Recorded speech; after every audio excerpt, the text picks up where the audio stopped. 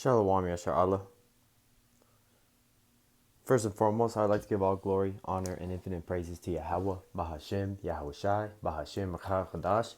Double honors to the beloved elders and the apostles at Great Millstone that taught me this truth.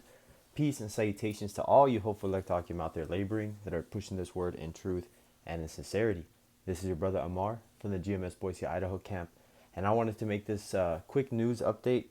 This is just breaking news, I guess you could say, because this is just major news in the sense that it's just one step closer to the world being destabilized, World War III, the stop of supply chains, being as these two countries in the videos that you're seeing is the first couple strikes of India shooting at Pakistani so-called terrorist bases. They're accused terrorists that they have say that they were funding in the Kashmir region, which is a disputed region between Pakistan and India. And there was an attack on Indian citizens that killed 26, which led to India shutting the water off to Pakistan via the dams that they control on the India side, which I did a lesson on and said that, prophecy is going to take place because dealing with someone's water and threat to their existence, Pakistan said when that was going down was the same as a declaration of war. And as we are here a couple weeks later, I'll have to go see when I did that video. I want to say it's at least 2 weeks old, 3 weeks, maybe even 3 weeks.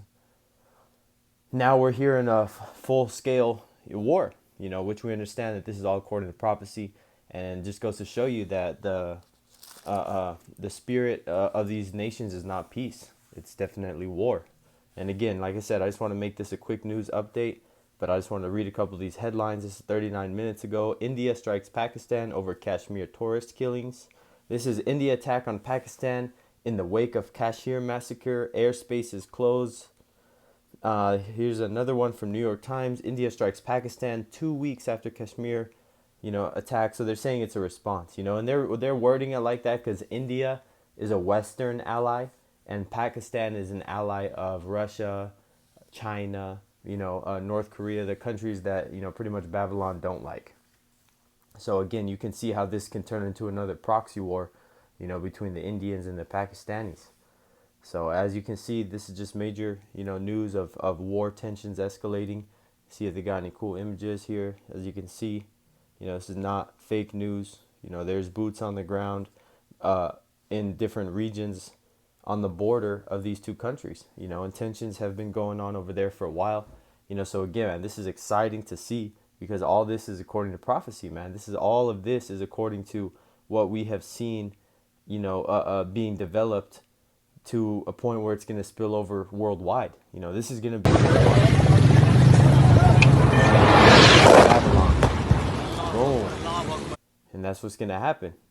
And so the first scriptures that I want to get to is in Zephaniah. Spirit had me think about the type of conditions of these day-to-day activities if this were to be happening in Babylon the Great. This is Zephaniah 1 and 11.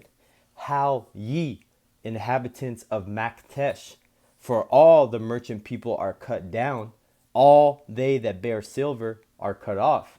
So again, these wealthy nations, in the sense of, in the fact that, like I said, supply and the flow of trade is going to be stopped when world wars happen. Verse 12, and it shall come to pass at that time that I will search Jerusalem with candles and punish the men that are settled on their lees, that say in their heart, the Lord Yahweh will not do good, neither will he do evil.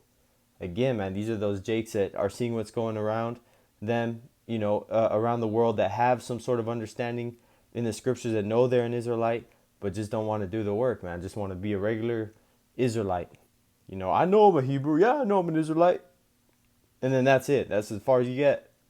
You may get, no, I don't eat pork, but that's about it, So again, you're supposed to be doing something and blowing the trumpet, it's not me. It was a spirit that had me go do that lesson a couple weeks ago about the Indian and Pakistani dams. That wasn't even a major, thing, but I could see how, it could escalate into something very, crucial, especially because I know that those countries already don't like each other. So that was just something that I knew in the background knowledge, where the Spirit said, hey, talk about it. And look, now we're in full war. And, I'm not saying it's just me, there's a lot of brothers doing lessons on it. A lot of brothers talking about, what was going on with the dams being cut off and 80% of the water being shut down to Pakistan. So they're saying India is doing all these things, man, but it's we all know that this is just Esau's, you know, way of distraction, because whenever there's something major like this that takes over all the news as quickly as it does, there's something that he's keeping your eyes off of. But again, that's why we're here, not settled on our leaves, blowing the trumpet. Verse 13, therefore their goods shall become a booty, and a booty, which is something that you get after war. This is the goods. And their houses a desolation. They shall also build houses, but not inhabit them. And they shall plant vineyards, but not drink the wine thereof. And that's again, referring to the curses that the Israelites are going to fall under by not doing what they're supposed to do. Like that search in Jerusalem with candlesticks, that's searching with the light. You got a light beam. Let's take it as the most plain form it is, other than, I'm just going to say it, just so I can say it in my words. Obviously the scriptures say it best, but you got a beam of light that you're searching with, and you see something that you want, and you go up to it, and it's not doing what it's supposed to do, man.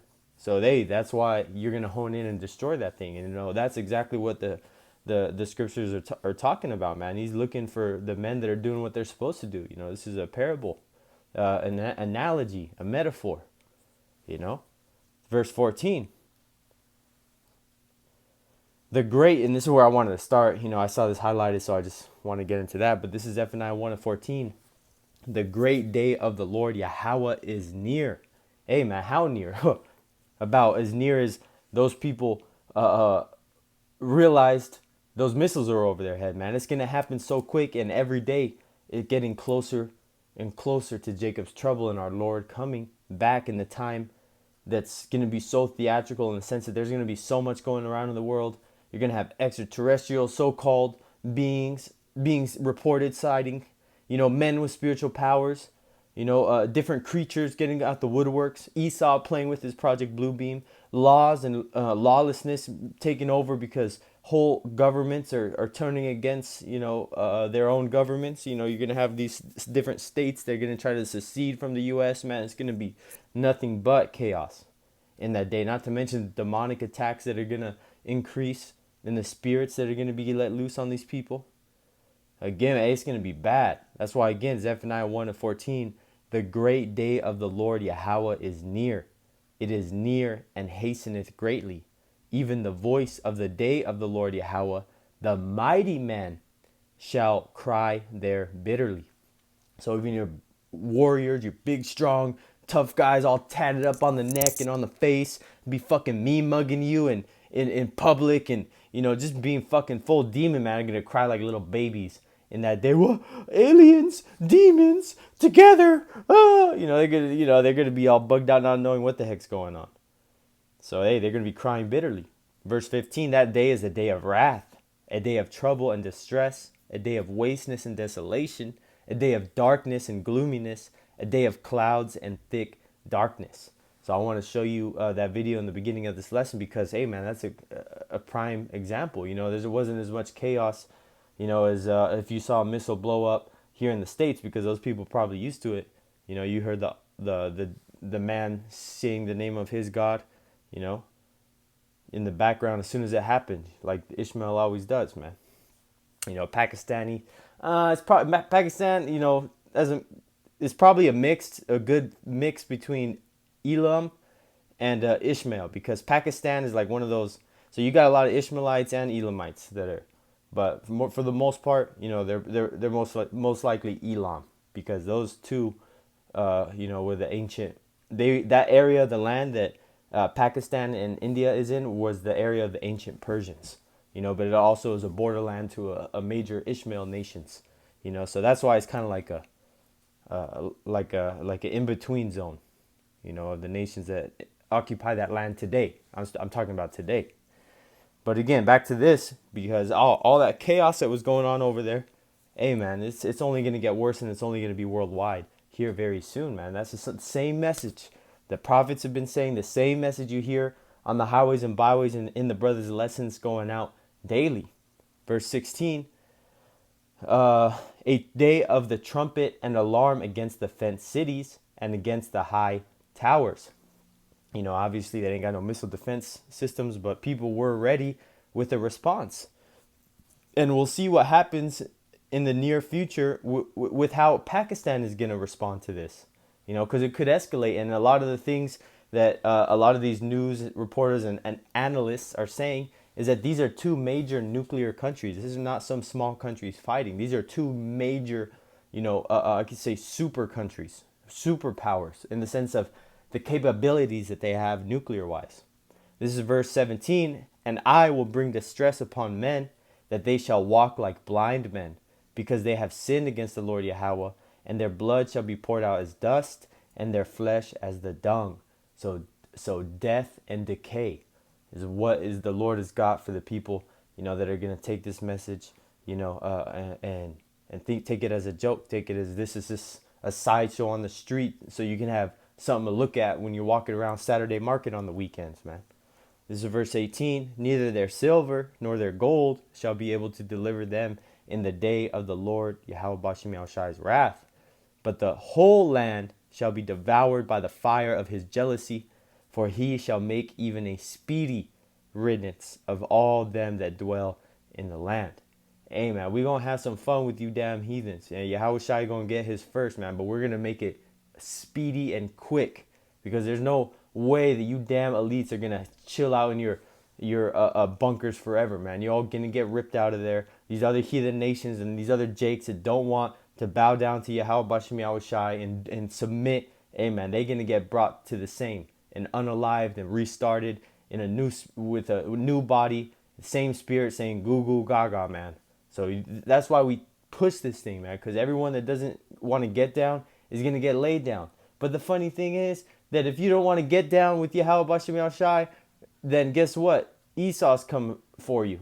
Or if you don't want to get down with Yahweh Bashim Yahushai, hey, that's fine. The angels or the elect are going to come for you. But if you want to go against Esau, hey, guess what?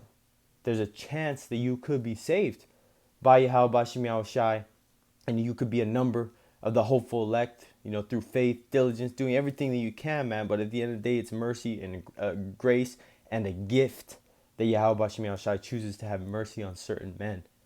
And that's why you want to be doing the works that put you in the possibility of that category. Because there's one thing is saying, oh, fuck it, I could never be that, and then you just give up, don't want to do it. Or you could keep fighting and stay in that number and keep doing the works and rehearsing the righteous acts and fasting and praying and reading and getting wisdom and partaking of the high holy days and fellowshipping among the brethren, man. There's so many things that the elect are going to be doing all the way till the end. You know, they're not gonna just want to go and be a fucking renegade and I'm gonna do it by myself. Israelite. We are a tribal people. We are a tribal people. You know, it takes a village to raise a child, in the sense that, you know, you need the body of the brothers to get through this thing, man. You know, in the sense that you're not going to do it by yourself. That's the point. You can't do it by yourself. Yahushai couldn't do it by himself. That's why he had his apostles. You know, I'm not saying he couldn't do it by himself, but that's not how the Lord wanted it to go down, man. There had to be, you know, apostles to spread the message. You know, hey, man, you know, not speak out of turn, you know, but Yahushai could have done it by himself. He just chose to have men around him, you know. And I use that example as, you know, I always remember this saying is saying that you can't be a man without a brotherhood. You cannot be a man without a brotherhood. And that's why, you know, you can't just be, like, lack of better words, just a house nigga all laid up with your wife and kids and just doing the same monotonous thing. And, oh, make sure to get to work on time the next morning. I'm going to make sure to get to work on time the next morning. Just that's all you care about. No, man, you got to be a part of something that's bigger than yourself. And reporting on little things like this. I know I said a quick news update, but hey, man, reporting on little things like this is part of, you know, doing a labor of love, you know, and being able to flow through the Spirit to edify, you know, Lord willing, you know, the elect. Because there's a lot that goes into it, and this is just one of many things that caught my attention, and just through the Spirit I wanted to say, because this all correlates. All this, different wars with different countries, is eventually going to increase to worldwide. That's eventually going to cause Jacob's trouble. That's going to cause these type of traumatic scenarios that we talk about, to try to get our people first and foremost prepared in their spirit to deal with what they're going to see. And that's why we make these lessons and do these videos, so that we can constantly be blowing the horn and getting our people's spirit in check. First and foremost, it's not the people. We're after the elect. It's the elect. So Lord willing, that this lesson was edifying unto the elect. Until next time, I'd like to give all glory, honor, and infinite praises to Yahweh, Bahashim, Yahushai, Bahashim, Rakah Kodash, and double honors to the beloved elders and the apostles at Great Millstone that taught me this truth. And peace and salutations to all you hopeful elect Akim out there laboring, that are pushing this word in truth and in sincerity. Salaki. Until next time, Lord willing, Shalom.